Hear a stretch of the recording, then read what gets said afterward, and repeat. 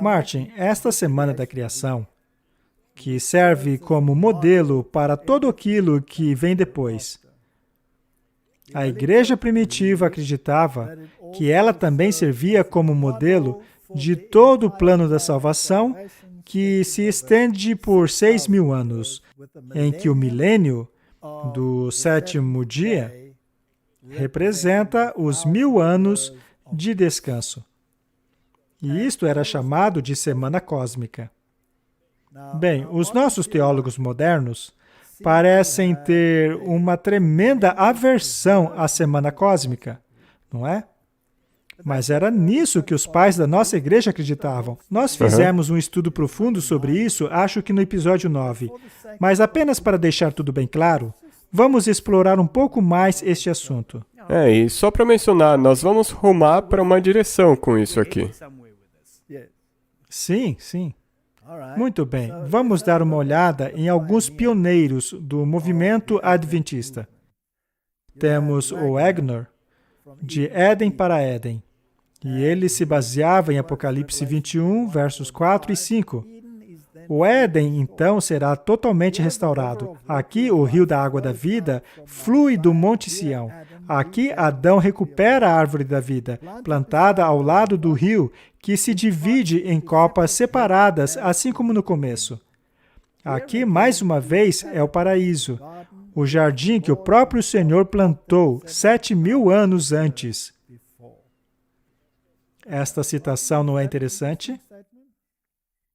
Aqui ele pegou toda a semana da criação e aplicou no conceito da semana cósmica. Então, todo o plano dos 6 dias de trabalho, mais o 7º dia de descanso, como sendo o 7º milênio. Vamos ver o que Thomas Preble dizia a respeito dos 2 Adães. Antes que o primeiro Adão tivesse o conflito com Satanás, do qual ele caiu, o 7º dia, o sábado, tinha passado. Assim foi com o segundo Adão. Antes do último e final conflito com Satanás e seus exércitos, no qual a vitória eterna será ganha pelo Filho de Deus e seu povo, o sábado, ou os 7.000 anos, também terão passado. Eles acreditavam na semana cósmica? Bem, se você realmente estudar isso, você não pode pensar de outra maneira. Ellen White acreditava? Com certeza. Deus não mostrou a ela quão importante é colocar a sua perspectiva nesses 6.000 para evitar que você se torne parte dos infiéis. Nós também temos o testemunho do neto dela, no qual ele diz claramente que ela lhe mostrou que este conflito ocorreria ao longo de 6.000 anos, e aí viria o milênio. Vejamos o que Himes tem a dizer. Sinais dos Tempos e Expositor da Profecia, escrito em 1943. Se, portanto, Jesus Cristo fez a sua obra em 6 dias e descansou de todas suas labutas no 7º, quando podemos esperar que o grande evento ocorra? Eu lhes respondo, se 1.000 anos é um dia para o Senhor, como penso eu ter lhes provado, então 6.000 anos desde a primeira criação, a nova criação deve ser formada. Além disso, se Cristo trabalhou após o exemplo de seu Pai e descansou, como Deus descansou de sua obra, então 7.000 anos deveria ser um sábado de descanso para Cristo e seu povo. Todos eles criam neste conceito. Mas se você nega os 6.000 anos, se você quiser tomar a Septuaginta como norma e assim jogar fora aquilo que os reformadores utilizavam, ou seja, os textos masoréticos, então você está entrando em conflito não apenas contra a Bíblia, não apenas contra o espírito de profecia, não apenas contra os reformadores, mas também contra os pioneiros do movimento adventista. Correto? J. Clark, Advent Review and Sabbath Herald. A Bíblia responde todo o questionamento e soluciona cada dúvida. Neste abençoado livro, o amante da história encontra uma completa informação sobre os eventos do passado e futuro, começando pelo primeiro Éden, se estendendo por um período de 7.000 anos, até o segundo Éden, quando a Terra for renovada. Será que ele acreditava no período de 7.000 anos?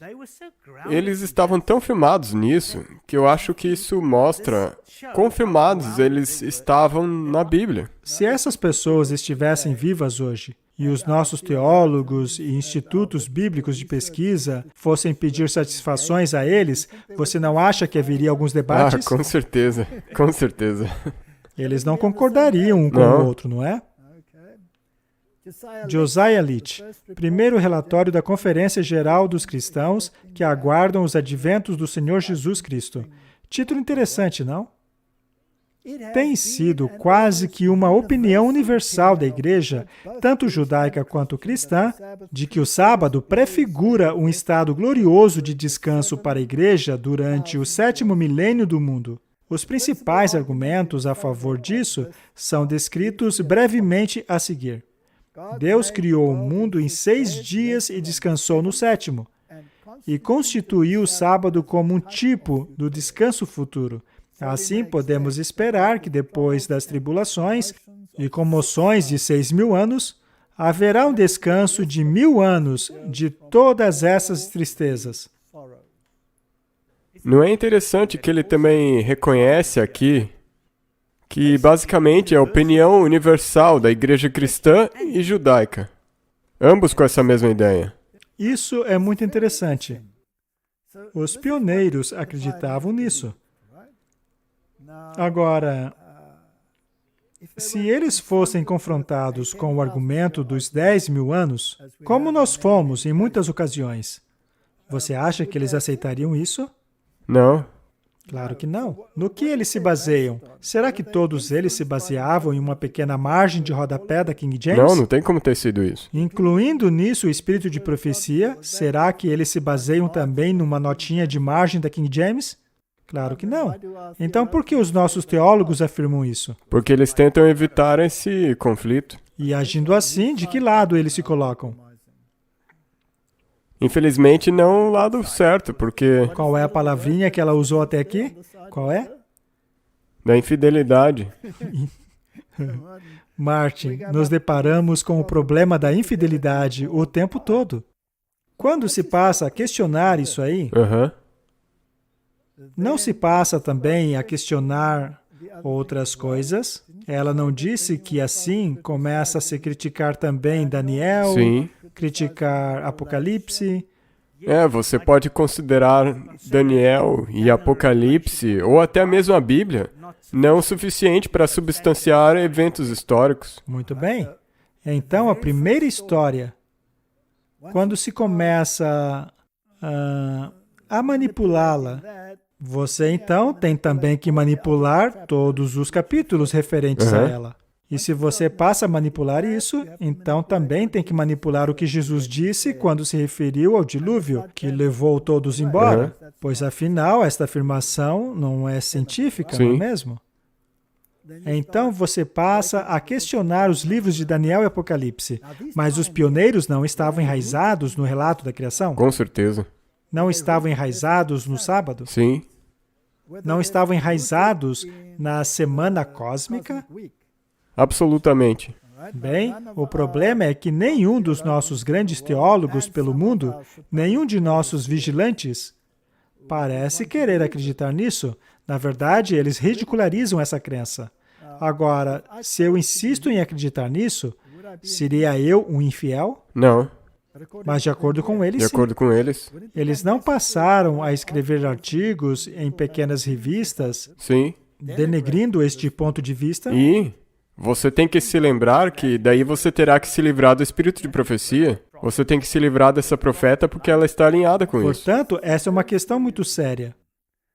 Mas veja, nós não estamos querendo vociferar sobre este assunto. A questão é em quem você acredita. Devemos acreditar no que diz claramente a Bíblia, e por sua vez é corroborado claramente pelo espírito de profecia? Ou ao invés disso deveríamos acreditar em nossos teólogos e cientistas que chegaram ao ponto de comprometerem-se com a infidelidade O que podemos dizer a eles? O que posso dizer a eles? Existem dois pontos de vista, e eles não estão dispostos a considerar o outro. Portanto, o que tenho a dizer a ele é: acostumem-se. Acostumem-se a isso. Pois eu garanto que eles jamais me farão voltar a acreditar nas coisas que eu acreditava quando eu era um ateu infiel. Quando ele disse, se vocês quiserem acreditar nesses deuses e nessas besteiras por aí, então acreditem. Mas se você quiser seguir o Deus da Bíblia, então você tem que começar a acreditar no que ele diz. Vamos ver para onde isso vai levar. Este artigo já tem algum tempo, ele é de 2021. Importante professor da Universidade de Loma Linda diz: mas antes, esses professores são teólogos muito importantes em nosso meio. E é interessante que eles se tornaram tão importantes que assumiram cargos de reitoria. Portanto, tudo aquilo que eles dizem acaba tendo um grande peso. E é triste, porque os professores, essas outras pessoas que estão sendo ensinadas, os líderes, são ensinados por essas pessoas. Sim. O Dr. John Paulin é um professor na Escola de Religião da Universidade de Loma Linda. Em um recente simpósio promovido pela Igreja a respeito dos eventos proféticos do fim dos tempos, disse que os decretos dominicais não virão, que o grande conflito está ultrapassado, que há outras opções para a marca da besta e que Ellen White não foi uma profetisa do fim dos tempos. A evidência bíblica não fala do domingo como tal, mas fala a respeito de uma contrafação do sábado, sendo crítica à marca da besta no final dos tempos. Portanto, dentro de exegeses do texto bíblico, você tem opções para compreender o que a marca da besta realmente virá a ser. Deveríamos tomar cuidado para não achar que o fim dos tempos será idêntico ao grande conflito em cada detalhe.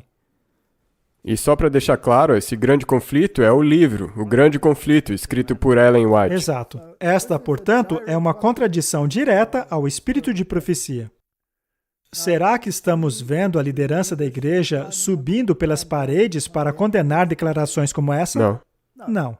Mas quando alguém diz que acredita no grande conflito em todos os detalhes, que eu acredito no que esse livro diz sobre o catolicismo e o que acredito no que os reformadores disseram sobre o assunto, aí sim eles vão se descabelar por causa disso.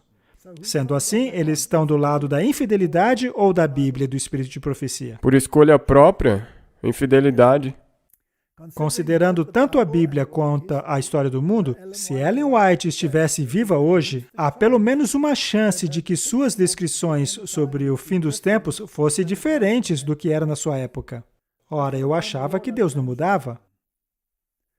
O estilo profético de Ellen White é mais clássico do que apocalíptico. Martin, ele está jogando com as palavras. Isso é semântica. Ele está anulando aquilo que é muito claro. Não é esse um dos últimos recursos com o qual Satanás trará a sacudidura? Com certeza. E assim, como uma profetisa clássica, as previsões de Ellen White devem ser compreendidas como condicionais. Conforme mudam as circunstâncias, o cumprimento de Apocalipse 13 poderá tomar outras formas do que aquilo que parecia tão claro em 1888. Este senhor está incitando sérias dúvidas a respeito dos escritos de Ellen White. E até a Bíblia, porque ele disse que a marca da besta é totalmente diferente daquilo que nós acreditávamos que seria. Sim. Nós lemos isso em um artigo do Mensageiro Adventista. Por causa disso, alguns disseram, não, eles estão exagerando. Essas são as palavras dele mesmo. Mas nós lemos as palavras dele. Acontece que eu falei com ele pessoalmente. Eu me sentei cara a cara com esse senhor. E ele me disse, em termos claríssimos, que eu estava proibido de pregar dizendo que o papado é o anticristo. Ainda que o espírito de profecia exponha a maldade do homem do pecado. Ele também me disse muitas outras coisas.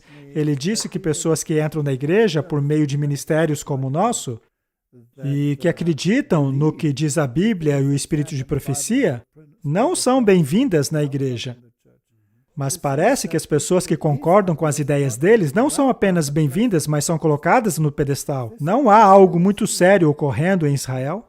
Com certeza, eu acho que é hora de reler Ezequiel 8 E isso que nós dissemos em episódios passados. E quando organizações líderes de nossa igreja começam a escrever artigos contra aqueles que pregam a Bíblia e o espírito de profecia, ao passo que acomodam indivíduos como este dentro da igreja sem dar um pio, será que também não há algo muito sério ocorrendo no alto escalão? Vamos colocar tudo na mesa para conversarmos? Não estou condenando ninguém aqui. Eu só quero deixar claro que existem duas visões. Se nós fomos verdadeiros adventistas do sétimo dia, nós precisamos nos firmar nos princípios que fizeram dessa igreja aquilo que ela é. E quem lançou o fundamento para aquilo que acreditamos hoje? Quem colocou o fundamento? Martin, se o fundamento estiver errado, o edifício não fica de pé. Não foram os pioneiros? Sim. E quando eles não puderam ir adiante, não foi a nossa igreja corroborada e substanciada pelo espírito de profecia? Correto. Então, quem são eles para jogar por terra os nossos fundamentos? Pois se eles derrubarem o nosso fundamento, eles abalarão a própria estrutura do edifício. E eles estão em confronto com a Bíblia. Sim. Eles não estão em harmonia nem com a Bíblia, nem com o espírito de profecia, e tampouco com os pioneiros e os reformadores. Ao menos na luz que os reformadores haviam recebido sobre os assuntos. Muito bem.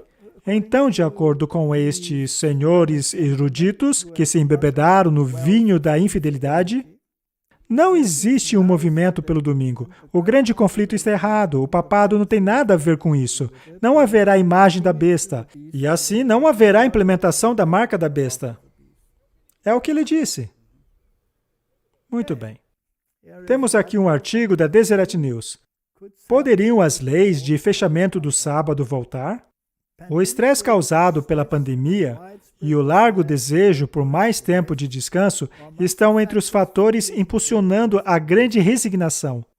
Eles também ajudam a explicar por que alguns comentaristas políticos e estudiosos legais passam fins de semanas debatendo sobre o sábado. Quem, Martin? Comentaristas políticos e especialistas legais.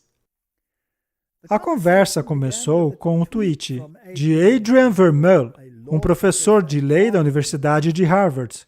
Ele salientou o restabelecimento das leis sabáticas como um dos vários objetivos políticos que unem os pós-liberais, um grupo de conservadores que dizem focar e promover o bem comum. Você já ouviu falar desse termo, Martin? O papado e os jesuítas adoram essa palavra. Essa não é uma frase jesuíta? Será então que estamos lidando aqui com o catolicismo e os criadores de leis do mundo? Parece ser o caso.